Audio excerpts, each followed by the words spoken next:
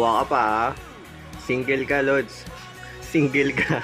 Mga Lods, gusto ko nga palang magpasalamat sa inyong lahat sa suporta nyo, sa solid na panonood, sa Facebook, sa TikTok, at sa YouTube. Tuloy-tuloy lang tayo magpasaya. Tuloy-tuloy lang suporta nyo sa akin para tuloy-tuloy lang pagpapasaya natin sa mga tao and pag-share ng love, hope, and happiness sa lahat. No? Thank you and God bless everyone. Stay safe. Peace.